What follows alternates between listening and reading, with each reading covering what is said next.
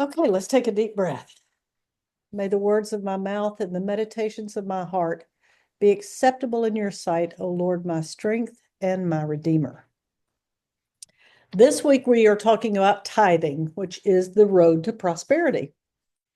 And the word tithe came from the tenth that was required by Mosaic law that the Israelites pay to the Lord. It was the Lord's portion. So the law that came down from Moses was all the thou shalt nots, and this was a thou shalt. Thou shalt give a tenth to the Lord as his portion for being so good to us. It was an acknowledgement to God as the source of all supply.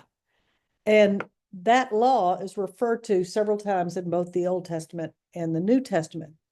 And Jacob, the guy that had the ladder, after he understood that surely the Lord was in this place and he didn't know it, he said, okay, all right, I got it now. And I am going to give you a tenth of everything that I'm given. So he was an Israelite. He knew Mosaic law, but just like us, knowing spiritual law, he was just living his life, just trying to live. And going along. And then when he awakened, when he woke up, he said, wow, surely the presence of the Lord is here. And I didn't even know it. I'm here in the desert. If y'all remember, he was the one that cheated his brother, had to leave. So he goes to sleep in the desert and sees the angels climbing up and down the ladder. And then he wakes up and he says, the Lord is right here, meaning that the Lord is right here with us at all times. And now I know why I should pay that tenth, why I should appreciate what I have. And then in Malachi, in the book of Malachi, God is directing the giving of gifts to the Lord's treasury. So the Israelites didn't have money, they had things, they had lambs, they had goats, they had grain and wheat and all of that. And so there was a storehouse. And in Malachi it said, the Lord says, bring the full tithe into the storehouse so that there may be food in my house, and thus put me to the test, says the Lord of hosts. See if I will not open the windows of heaven for you and pour down for you an overflowing blessing. So what he's saying right here is, try me. See if you don't give me my due, see if I don't give it back to you, and more than you could ever need. And then in the New Testament, Jesus says, give and it'll be given to you, a good measure, pressed down, shaken together, running over, and put into your lap. For the measure you give will be the measure that you give back. So those are just three examples of talking about tithing. You have to give to get. And they're reminders to us that, and Paul says, God loves a cheerful giver.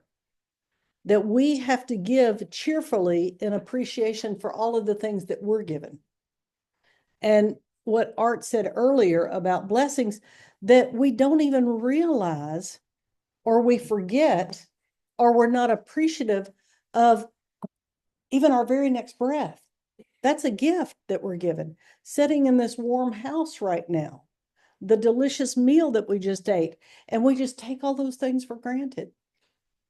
But when we realize those things and when we pay attention, we know that we owe a debt of gratitude, that we owe giving back for all of the things that we've been given.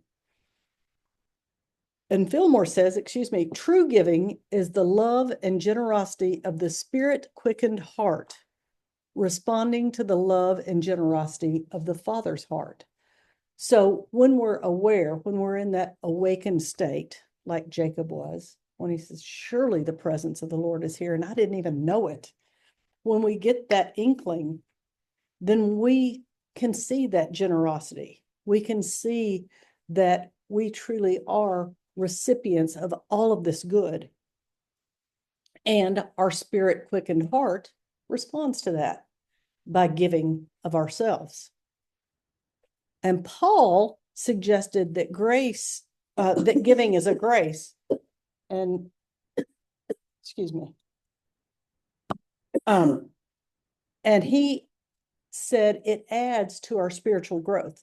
So, grace is just like that free gift. It's like get out of jail free card. But giving is also a grace. And when we do that, we grow spiritually because we are then in the flow, as Eric Butterworth would say. We're in the flow. When we don't give, we shrivel up and we turn into ourselves because we hoard. And think about when you think of hoarding something, you're pulling it to yourself and you're drawing yourself in. And when you think of giving, you expand. So when we're not giving, we're shriveling up. But when we stay in that flow and we release things, then our souls are allowed to expand and we become more godlike. We become more Christ-ish. And Paul even classes that grace of giving along with faith, knowledge, and love. And those are three big things. I mean, faith's pretty big. Knowledge or wisdom is another one of those big things. And love, it doesn't get much bigger. And he says that grace of giving is right up there with the big three.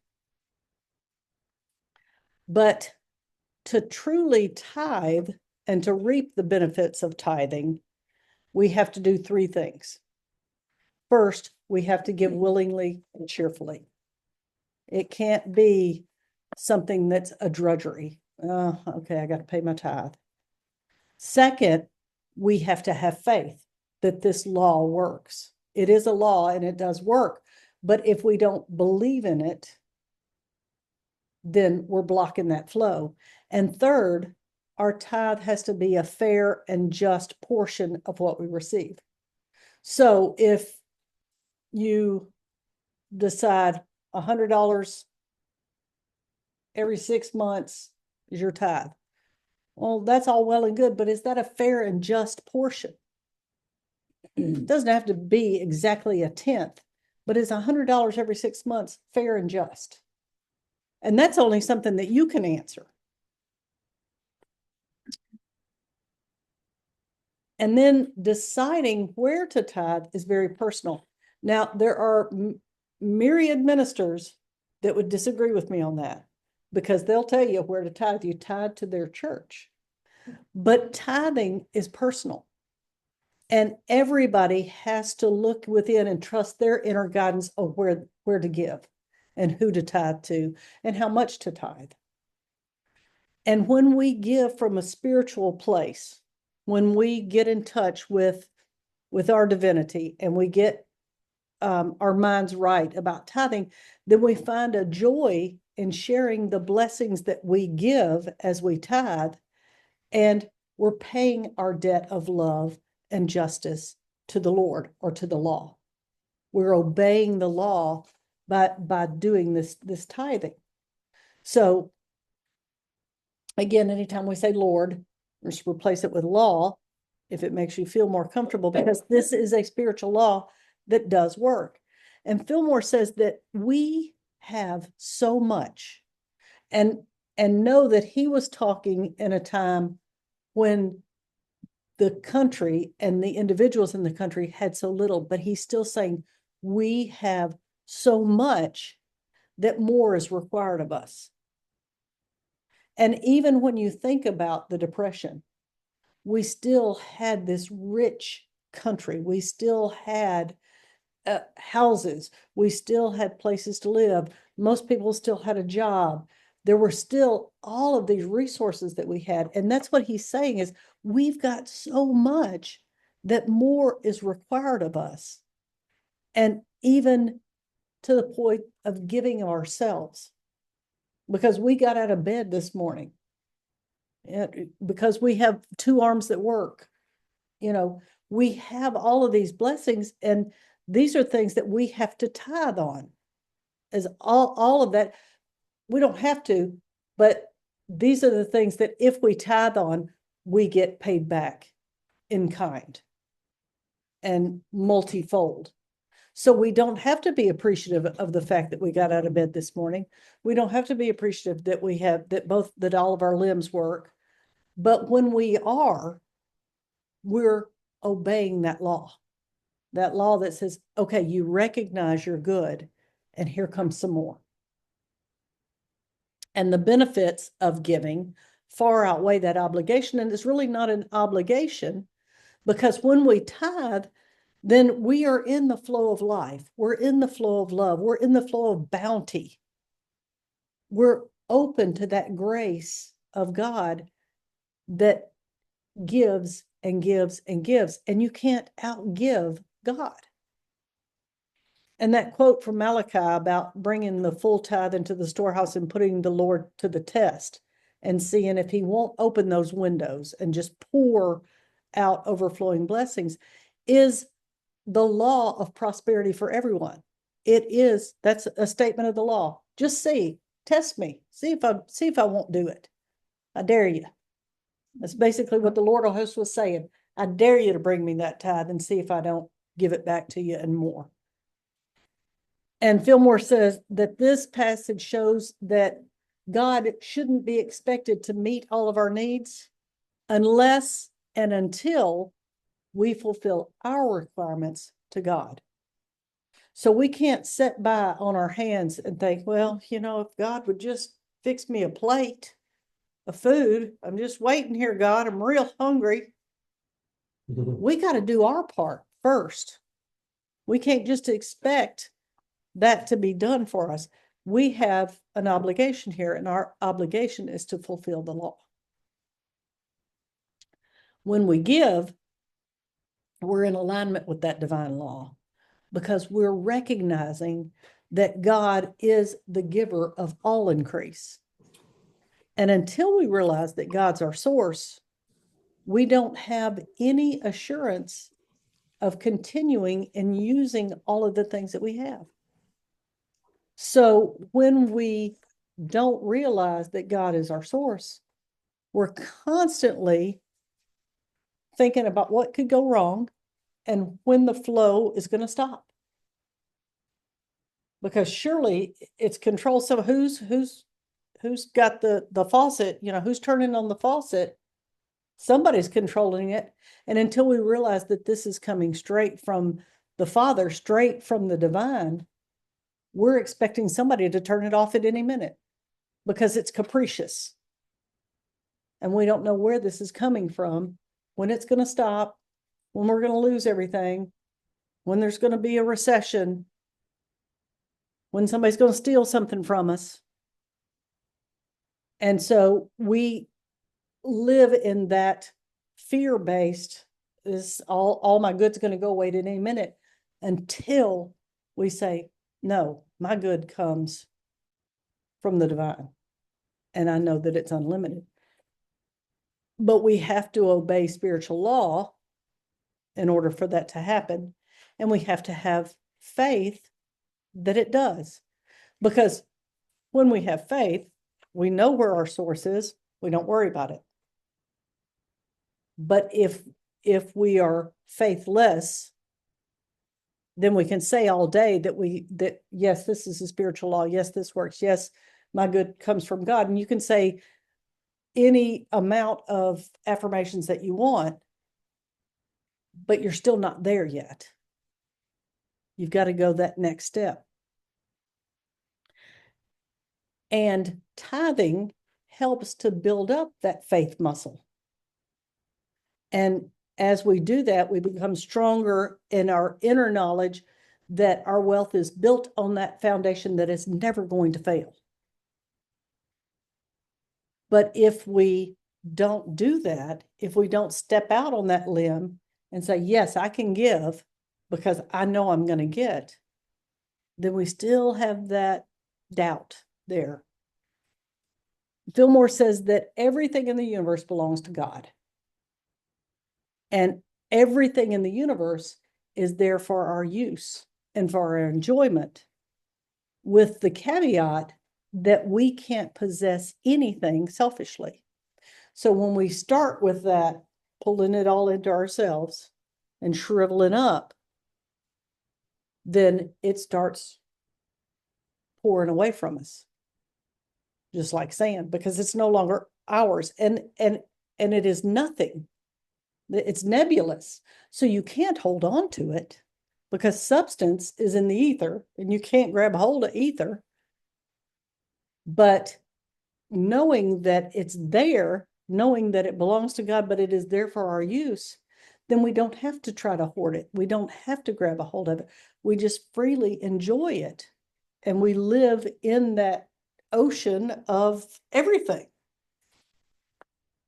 And when we realize that, then we start working towards justice and righteousness and equality, because we know that it belongs to everyone else too. And we're not worried about, if you get it, I can't have it. So we want it's that thing of, I've got it and I want you to have it too. And I just thought about this, that born again Christians are excited about the wrong thing. They get all excited about, I have found my Lord and Savior and I want you to have him too. And they want to push their beliefs off on you instead of being excited about, I have found the spiritual law and I'm in love with God and I want to give you this love. But they're trying to push something else on you instead of being in that flow of love and that excitement, and they're trying to sell the wrong thing. And that's interesting. That just came to me. Sorry. But when we realize that nothing is ours and everything is ours, but we just can't hold on to it, then we give up that selfishness and that greed, and we open ourselves up to health and peace and prosperity because we're in the flow. And we're practicing that golden rule, or loving kindness, or the ethics of reciprocity. Those are all just 3 ways to say the same thing. Doing unto others, giving ourselves and our time and our talent and our treasure and our enthusiasm and our zeal to others, but not pushing it on them, just allowing it to flow. And when you talk about growth, any kind of growth, spiritual growth or the growth of a plant, it's the same for every field. So when a farmer lovingly and carefully tends his field, of course, the crop is going to be more bountiful. When they put nutrients back into the soil, when they rotate their crops, when they let the land lie fallow, instead of overworking it and putting a bunch of chemicals on it and damaging the soil just to get a bigger crop through greed, then when they're doing that, when they're taking care of that land, they're acknowledging that divine element. They're acknowledging that this is loaned to them. This is a gift to them. This is something that is going to give back to them. And they know that that divine element in it sustains them and their harvest. And they've got faith in that.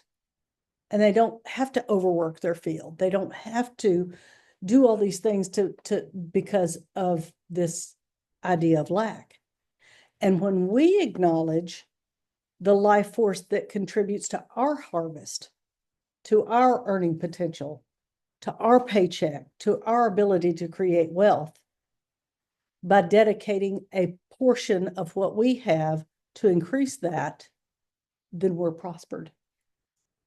Because we're not constantly going in search of more and going to that same well without ever giving back.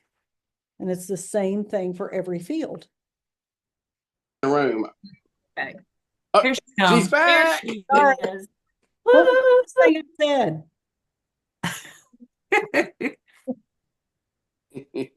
What was the last thing you said?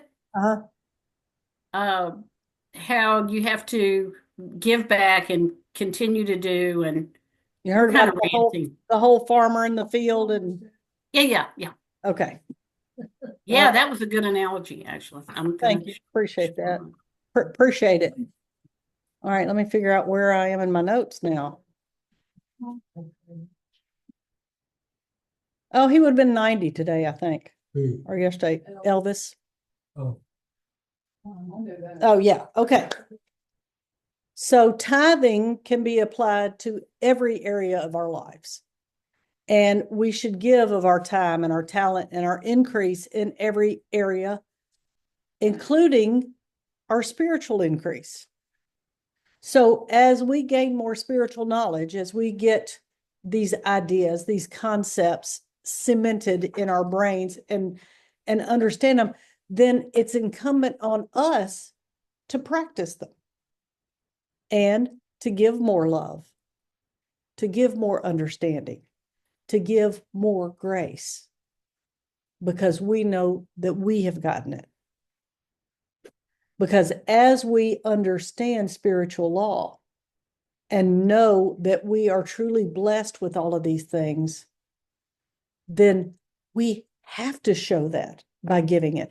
Again, going back to that, and I'm not trying to beat up on born again Christians, but going back to that zeal that they feel, and that what I consider a misunderstanding of proselytizing, of trying to make other people do what you want to do.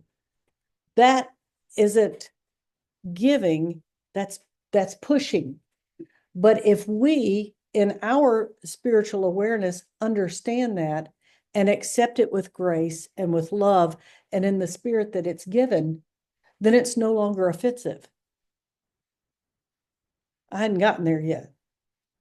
But as I'm thinking about this, it makes it a lot easier to say, I appreciate your zeal, but I'm not interested in your ideas of how this works. But I do appreciate your zeal, and I love you, and I release you and send you on your way. Because that's my job then, instead of judging or trying to change them, because that's not my job. Blessing, releasing, and wishing the best is all I have to do in this case. Excuse me. When we're going back talking about tithing, Fillmore says that our tithes should be paid first before we meet any other obligation. And most people would say, that's crazy. I've got to pay my bills. But when you think about the right relation of things, God always comes first. Then everything else follows in divine order, and it comes in its proper place. And in other words, seek first the kingdom, and all of these things will be added. And many, many years ago, I went to a workshop on tithing with Dwayne Gaines, and I started tithing at the time. And I didn't make all that much money and didn't, was a little afraid of it, but I thought, I'm going to give this a try. And I have tithed 10% since then, and I have never not paid a bill. And I will admit that there have been times that I thought, I wish I didn't have to pay this tithe because I would have so much more money, but that's not true. And I did it anyway, but that shows that I'm not there yet completely, but I still take that step. I still take that step, and I still pay my tithe every 2 weeks when I get my paycheck. And that it's probably the third thing that is entered in my book, but it's basically the first thing that comes out. I don't look at whatever else I have to do. It just happens to be when I write it down, but it comes out first. When we do that, when you establish a method to your giving, then you have that sense of order that manifests in your outer lives and in your affairs as increased efficiency and greater prosperity. And it has worked for me. I mean, I probably would have gotten all of these raises and promotions, but I sure did. I mean, I started when I was making probably $35,000 a year, and I make 3 times that now. So maybe I would have done that anyway, but It's worked for me, and I've never missed a bill. But it keeps you in the flow. It keeps your mind open to the good, and it keeps, most of the time, keeps you free from grasping in fear. Because like I said, every now and then there's a little niggling thing about, I could sure use that money for something else. But that something else always gets done anyway. And I just shake that off, kind of like shaking water off, and say, no, I'm moving on. This is the way this works. This is what I'm going to do. And the establishment of that practice puts you in the mindset that it's your job to do it. So anytime there's an increase, when I get my tax refund check, if I hit the lottery, the first thing I think is, okay, I got to pay 10% off at the top of this. And it's just a habit. It's what I do. And when you do that, and when you learn that, you know that the law can't fail, because it's a spiritual law. It's like gravity. You jump up, you're going to come back down to earth. If you tithe, you're going to get back when you do it in the spirit. And it's the best and surest way to demonstrate prosperity. But we have to give as God gives. We have to give without reservation and without thinking of getting it back. We know that the law works. We know we're going to get it back, but it's not, okay, I'm going to give this so I get this. Everything that you give has to be given freely and in recognition of that law, saying, this is money that I owe. This is what I owe. And when you do that, the gift can go out and do its good work, and it blesses others, and it returns blessed and increased, just like we say every Sunday. Divine love through me blesses and multiplies all that I have, all that I give, and all that I receive. And it's not up to us to figure out where our good is going to come from. So you say, okay, all right, I'm going to tithe the church, and here's how I'm going to get that back. Okay, if I do this, this is going to happen. That's not our job. The law is going to work, but we can't force it, because when we try to figure those things out, when we try to map out how this is going to come back, then we shut off and limit our supply, because then we think that we've got all the answers, and we build that as if this is the only way we can get it back. Okay, I've got it figured out. Here's how it's going to come back. It's going to go to this person and this person, and then I'm going to do something for them, and they're going to think I'm so wonderful that they're going to give me this back. Now, well, okay, maybe, but now I've limited it to that flow. And we're not tithing because of that. We're not tithing for selfish means. We're tithing because we love to give, because we've been given to, and we love to give back. And we're not thinking about what we're going to get because of that. We're not looking at that reward. Fillmore says, if we want to accomplish great things in demonstrating our spiritual resources, we have to have faith to grab hold of those divine ideas. We have to have the courage to speak them into expression, and we have to recognize that the law is instantly fulfilled. And then our supply is manifested. Then we get what we need. Then we get what we deserve. So tonight's questions are pretty good.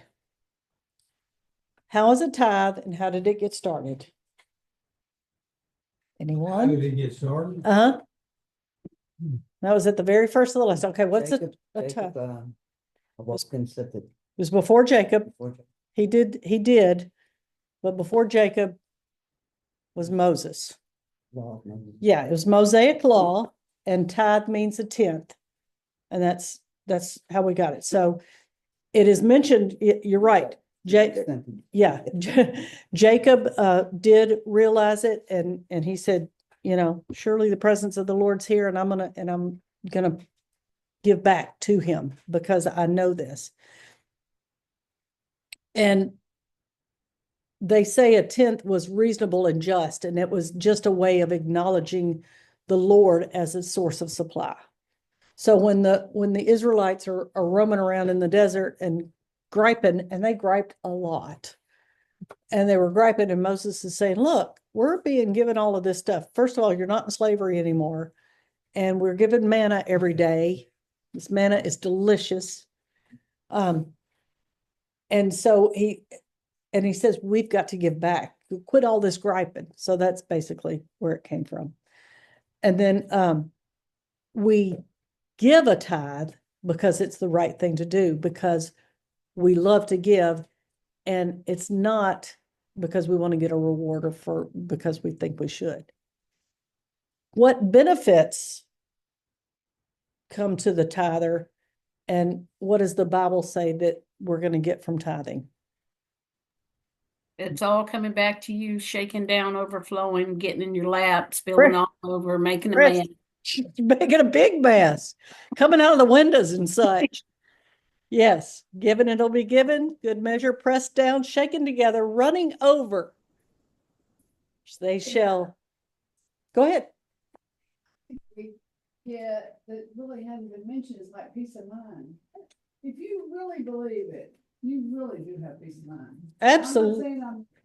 But you really do. So I think peace of mind is so important. It is. Absolutely. Can y'all hear? Okay. Linda said, one thing that we hadn't talked about was peace of mind. When you truly believe this, when you truly know that spiritual law works, then you have peace of mind. And that is worth more than gold. I mean, absolutely. Knowing that you're taken care of, knowing that you are secure, is worth more than a paycheck. And I am so on board with so much of this and the concept, but I have always had to kind of step back from the accounting part of it and the percentages. All of that seems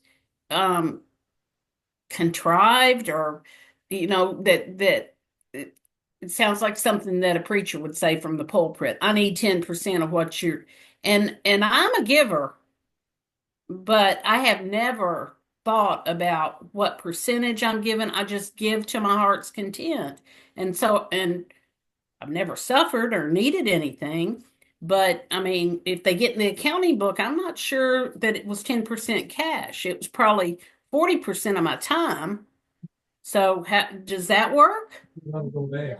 Is it time that talents too? It's everything. We have to give what we want to get. And joyously. That's what. Yes, you got to be a cheerful. You've got to be a cheerful giver. And you're right. It's not an accounting, but think about the Israelites and they're griping and said, well, what are we supposed to give? Well, what do you so Yeah. That's more a suggestion. It's more of a, this is reasonable, but that's what Fillmore was saying. What's reasonable to you? Is 10 minutes every 3 weeks a reasonable amount of your time to give to somebody? I don't think so. And it's hard to say 10%. What is 10% of my time? Let's see. Yeah. As Mom would say, I work 8 hours, I sleep 8 hours, that leaves 8 hours for fun. And do I have to give 80 minutes so that, Do I have to give the fun part, or can I give the working part? right. They're sleeping. I'm doing this while I'm asleep. Spirit in which it is given determines its value. Janie has highlighted in her book, the spirit in which it is given determines its value and its power. So I'm glad you made that point. That is a very good point. The 10th, I think, was just for people to go, well, I don't know what to give, and it's a good number if you are tithing of your money to just think, okay, what should I give, like $1.50 every 2 weeks, or, so it's a suggestion. Yeah. But again, the value comes from where it's given, how it's given, and the spirit of it all. Yeah. And part of taxes seem like I'm giving. They are, you are She say, paying taxes, but you're rendering unto Caesar what is Caesar's. You also have to render unto God what is God's. And God doesn't need money. Exactly. That's been my point. He's not an accountant. Yeah. What'd you say, Mom? Oh, it's gone, gone. I had thought very similar, like PJ is saying. I feel like God gave me my gifts, and I just overflow with the desire to help others. And, mine wound up being with boobs, Yeah, helping helping mothers. lactation specialist. I know. But helping with mamas and babies. And I love doing it. I get so enthralled and lost in doing it and helping them and empowering them, that to get paid for it is like this bonus. Right. And so I've always felt like it was my ministry almost to Mhm. just empower these mothers and help them to be the best mommies they can be, to bless them. And so I felt very similar, that was my way of, because I feel like I do go above and beyond and, out of my way to, as Katie says, I'm too nice, but, but I see that similar thing. I don't think you can be. And I think when people say you're too nice, they or you feel like you're being too nice, then you're really not being nice. You're putting a pressure on yourself. But if you are enjoying it, it doesn't matter what it is. It doesn't matter if it's running a marathon. I'm not going to run a marathon. I'm not going to run across the street. That's But not the case. if that blesses you, then by all means run that 26 miles. Do Yeah. it. If serving people after your time of work, you have a mother that's having a hard time getting her baby to nurse and work time's over and you stay, if that is blessing you, then you are getting something back from that. You are receiving from that. Absolutely. So in that vein, what effect does a willing and cheerful spirit have on the giver, the gift, and the receiver? What effect does a willing and cheerful spirit have on the giver, the gift, and the receiver? And he says, in order that the plan of giving may be successful, there are several things that have to be observed. First, there has to be a willing mind. And Paul said in his letter to the Corinthians, God loves a cheerful giver. Second, you have to give in faith, and you can't withhold because the offering seems small. So if you think, oh, I would do this, but people are going to think it's not enough, don't do that. Who cares what people think? True. Absolutely. There's a lot of instances. see you and God. Well, or you and yourself. Yeah. And there's a lot of instances where people give this very meager amount because that's all they have. And then they're blessed. The widow who fed Elijah. And Elijah was always making some stuff last longer. So this widow fed him with her last handful of meal, and she was rewarded with plenty of food. And then, there's the widow who needed the oil, and he did that too. So he was always given some oil and some grain and all kinds of stuff. And then Jesus praised the widow who gave the 2 mites, the widow's mite, because he said that she put more into the offering box than those who contributed from their abundance, because she put everything that she had. And I think that's what you were talking about, Sherry, is when you're doing your job, you're putting in everything that you've got, and you're putting it in, excuse me, with that spirit of this feels good. And when we do that, then that's when we're truly giving. he says, how can faith be exercised in giving? And going back to the poor widow, the widow's mite, that is giving in faith. She gave everything that she had, knowing that it was going to come back, that wasn't all she had. When we say, and when I just said she gave all that she had, she didn't. She gave all the coin that she had in her possession at the time. And that's not all we have, because again, that is not substance. That is not what we have. That's not those divine ideas that we are so rich in. That is a symbol of what we have said. It was 2 pieces of metal, but we made that as humans. We said, oh, these pieces of metal, these are really, really good. This paper, this green paper that I got in my pocket, best paper ever. Service. Service is a gift.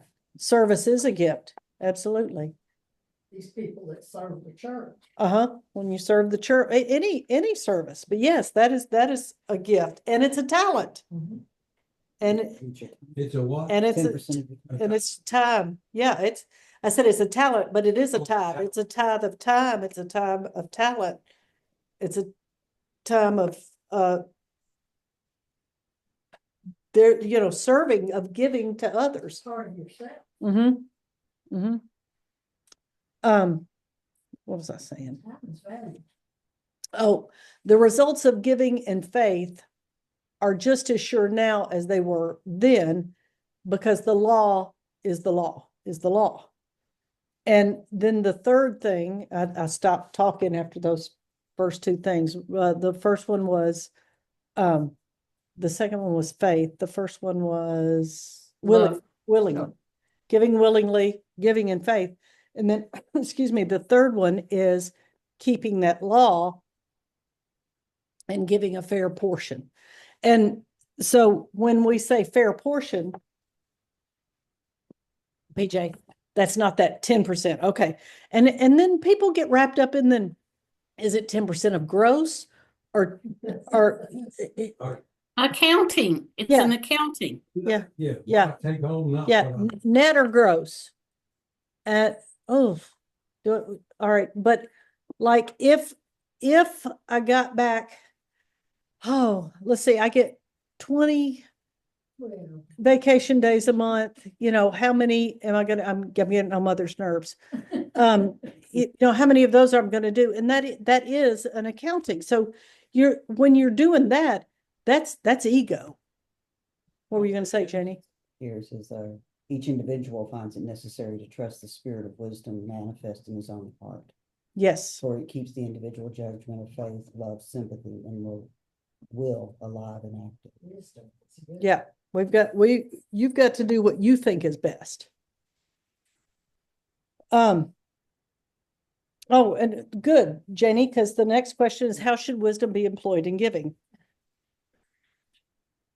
Spirit of wisdom shall not give to anything that is contrary to the teachings of Jesus. Yes, I think he says that later. He says, wise distribution is closely related to the matter of filling God's treasury. And we know that God can't use money. So who we give to and what we give are things that we have to use our spirit of wisdom in our own hearts, because there are no rules or precedents that you can follow. And this allows us to use our individual judgment, our power of faith, our power of love and compassion, and our power of will. So we're exercising all of those when we think about how I'm blessed and how I'm going to bless others. And if we follow that spirit of wisdom, then we don't give anything that's contrary to the teaching of Jesus or to the teaching of Buddha or to the teaching of truth. He says Jesus here because we're talking about Christianity, but it's all the same thing. Anything that's contrary to love, anything that's contrary to decency, all of that, you can put whatever word you want to in there, But we need to give to the furtherance of that truth. We need to give to the furtherance of that love, of that understanding, of that compassion, of all of those things. And then we know that we are doing what's right. Because we've got that inner moral compass, that inner wisdom, that judgment that we're endowed with. And when we exercise that, it gets stronger and stronger, and we realize this is furthering my growth in spirituality.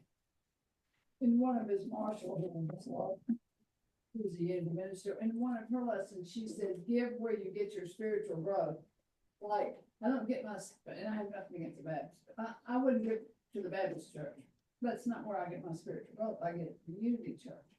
So do it where you get your spiritual growth. Yes. And that's very easy, I mean, to pick out unless you aren't growing spiritually. Well, and if you're not growing spiritually, then you got a lot of other work to do. But yeah, but your spiritual growth comes from Yeah, it doesn't have to be innumerable church. places. Yeah. Yeah. And Like giving to St. Jude or.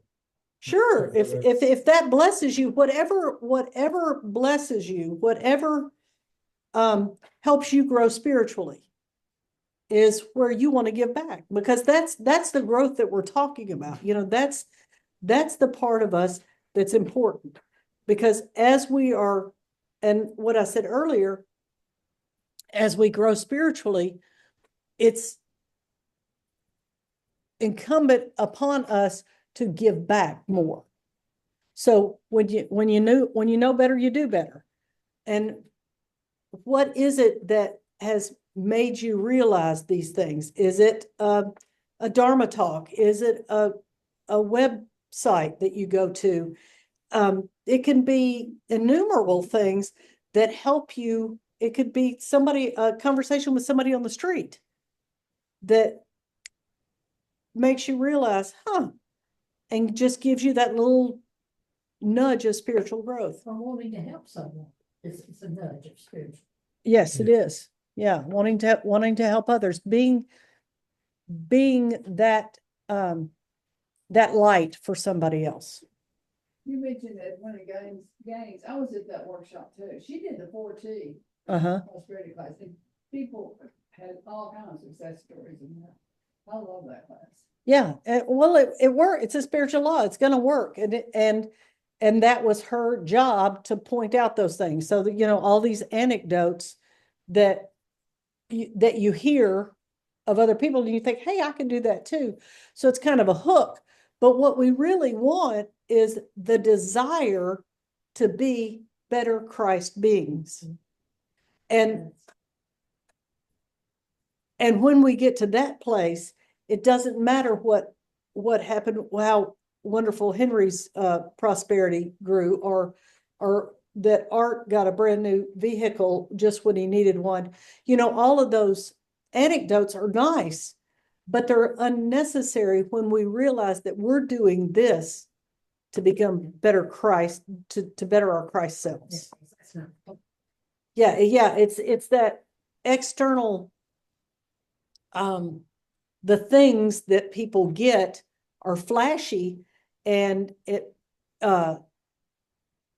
other people may want them, but it's the wrong reason to want to become prosperous. The wrong validation. Right. Yes. When you hear it. I'm sorry. It can kind of help to strengthen your faith. Absolutely. Big cat. Yeah, it can be a catalyst, and it can. Success stories. Yeah, success stories they're nice. They're very nice, and they're just proving the law, you know, and but when we get to the place that we do this for the law's sake, for the sake of spiritual law, then we've gotten somewhere. Just because we want to. Yeah, because we want to be better people. Get the recognition. Or because we're going to get a bigger house or a diamond ring, or, you know, I was listening to a Dwayne Gaines a couple of months ago, And she was saying, I've had all those things. I've had the furs, I've had the Cadillacs, I've had the diamond rings. That's not what I need. That's not what's important. And so she's grown spiritually, because at that time, that's what it was about. What it's about is getting stuff. And it's not. It's not about getting things. And when we realize that it's about spiritual ideas that can't be grabbed hold of, then we've gotten somewhere. And there's not an accounting of spiritual ideas, that you can't put them on a ledger sheet. How does tithing help fulfill the first and greatest commandment, which is love God, love everybody, be full of love?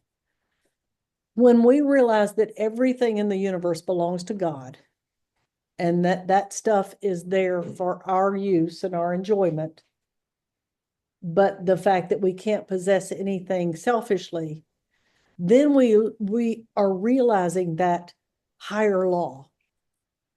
And we know that excuse me, and this is what we were just talking about, what we're working for is not things, it's not the diamond ring, it's not the fur coat. What we're working for is justice. What we're working for is righteousness, equalization, knowing that everybody is entitled to everything. And just because someone else has it doesn't mean we can't get it.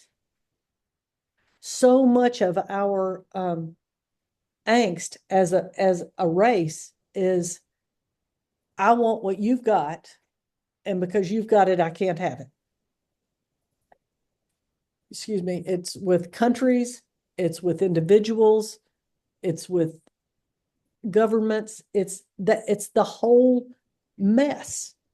And when we realize that none of that stuff belongs to us, and that if we just obey spiritual law and do to other people what we want them to do to us, then all of us will become healthy and prosperous and joyous and have everything that we need, because nobody is grabbing hold of the land or the money or the resources or whatever because of fear of lack. So when we understand that, when we tithe, when we give back, then we are loving God. We are loving our neighbors because we're spreading love. We're giving that love back out. So the practice of tithing, of giving, is doing that. And we call it a practice because we have to keep doing it. It's like exercising, getting stronger at being this spiritual being, at living in the spiritual experience. And that is all we have time for tonight, children, unless y'all have something that you would like to say. All right, then I'm going to bless you from 2 Corinthians, where Paul says, the one who sows sparingly will also reap sparingly, and the one who sows bountifully will also reap bountifully. Each of you must give as you have made up your mind, not regretfully or under compulsion, for God loves a cheerful giver. And God is able to provide you with every blessing in abundance, so that by always having enough of everything, you may share abundantly in every good work. You will be enriched in every way for your great generosity, which will produce thanksgiving to God through us. Good night, and I love you all. Thank you very much.